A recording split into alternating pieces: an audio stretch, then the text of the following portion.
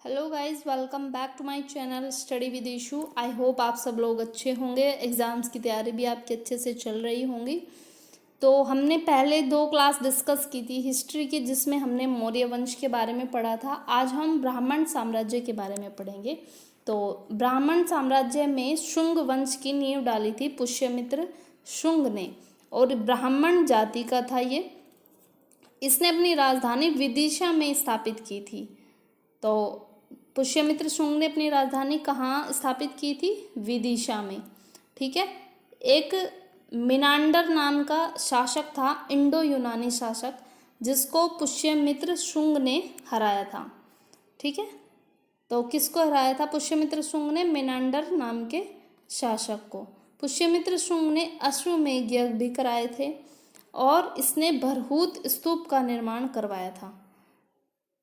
अब बात आती है कि शुंग वंश का अंतिम शासक कौन था? देवभूति था, जिसकी हत्या कर दी थी किसने?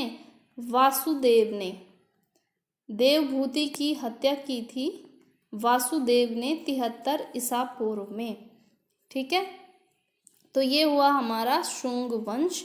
अब बात आती है कण्व वंश की। कण्व वंश की स्थापना की थी वासुदेव ने, और कण्व वंश का अंतिम राजा था सुशर्मा, जिसकी हत्या की थी 60 ईसा पूर्व में शिमुक नाम के शासक ने, जिसका नाम था शिमुक। शिमुक नाम के शासक ने सुशर्मा की हत्या की थी 60 ईसा पूर्व में, और शिमुक नाम के ही शासक ने फिर सातवाहन वंश की स्थापना की थी। तो किसने की थी? शिमुक ने की थी ना सातवाहन वंश की स्थापना।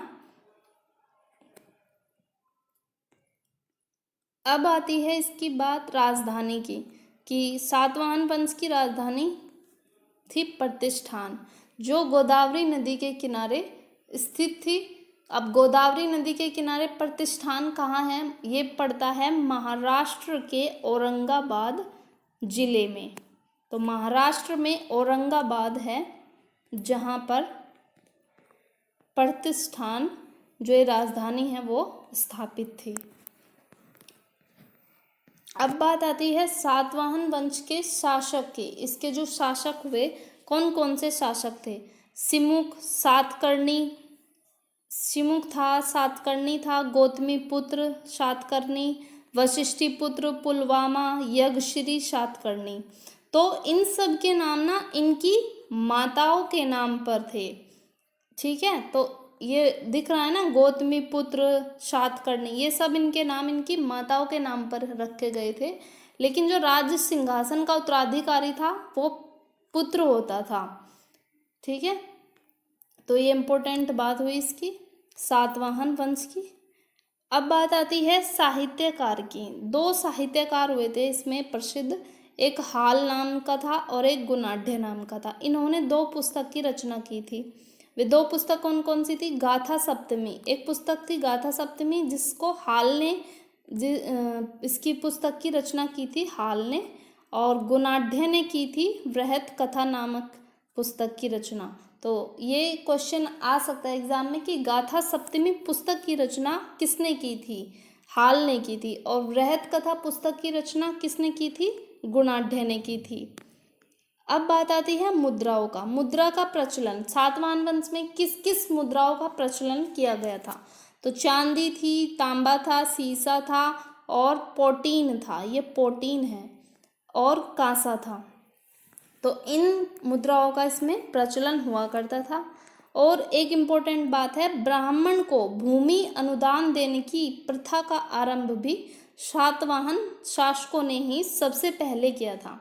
जो ब्राह्मणों को भूमि अनुदान दी जाती थी, यानी कि कोई भी अगर यज्ञ करवा रहा है या कोई हवन वगैरह होता था, तो ब्राह्मणों को भूमि उपहार में दे दी जाती थी सातवाहन वंश में। अब बात आती है भाषा की, कि सातवाहन वंश की भाषा क्या थी? प्राकृत भाषा थी इनकी, और लिपि थी इनकी ब्राह्मी। ठीक। गोलमिक कौन होता था? गोलमिक जो होता था ग्रामीण क्षेत्रों में प्रशासन का काम करता था। गोलमिक किसको कहते थे? सैनिकों की टुकड़ी का प्रधान होता था, जो उसको गोलमिक कहते थे। और इसमें 9 रथ होते थे। कितने रथ होते थे? 9 रथ होते थे, 9 ही हाथी होते थे इसमें, ठीक। और 25 घोड़े होते थे और 45 पैदल सैनिक होते थे, पैदल चलने वाले सैनिक, ये गोलमेक कहा जाता था।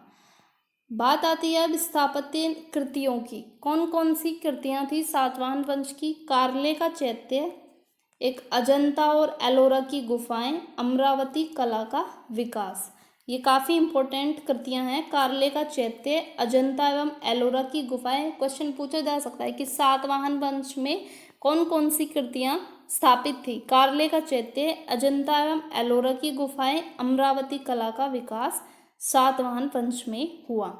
सातकर्णी और सातवाहन शासक दक्षिण पथ के ही स्वामी थे, यानी कि उत्तर और दक्षिण राज्य के बीच में एक सेतु का काम करता था सातवाहन राज्य।